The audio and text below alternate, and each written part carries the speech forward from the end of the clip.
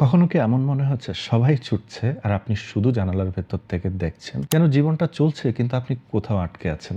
একদিন দুপুরে রোদটা ছিল ঠিক মাঝ আকাশে। একটা ছেলে দোতলার বারান্দায় দাঁড়িয়েছিল। নিচে পাড়ার বাচ্চারা সাইকেল চালাচ্ছে, কেউ পড়ে যাচ্ছে, কেউ হাসছে, কেউ আবার এক চাকার ভারসাম্য ধরে রাখার চেষ্টা করছে। ছেলেটা নিঃশব্দে তাকিয়েছিল, শুধু চোখ দুটো নড়ছিল। মনে হচ্ছিল পৃথিবীটা খুব কাছে অথচ ছোঁয়া যায় না। তার নিজের সাইকেল নেই, তার নিজের খেলাও নেই, শুধু আছে একরাশ না পাওয়ার অনুভূতি, যা বুকের ভেতর নিঃশব্দে জমে থাকা এক নদীর মতো। কিন্তু মজার বিষয় হলো এই না পাওয়াগুলো ওকে বাঁচিয়ে রাখে। একদিন সাইকেল কেনার স্বপ্নে, একদিন দূরের স্কুলে ভর্তি হওয়ার আশায়, একদিন হয়তো নিজের হাতে কিছু গড়ে তোলার ইচ্ছে। জীবনের প্রতিটা সময় মানুষ কিছু না কিছু হারায়, কিছু না কিছু পায়।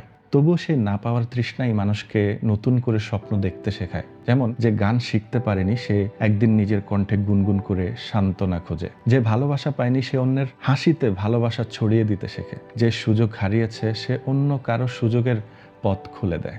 ছেলেটা বারান্দায় দাঁড়িয়ে বুঝে ফেলে জীবন আসলে পাওয়ার গল্প নয়, বরং না পাওয়ার আকাঙ্ক্ষায় টিকে থাকার এক যাত্রা। কারণ এই তৃষ্ণাই মানুষকে প্রতিদিন একটু একটু করে বড় করে তোলে আর বেঁচে থাকার অর্থ নতুন করে শেখায়। ভালো থাকবেন।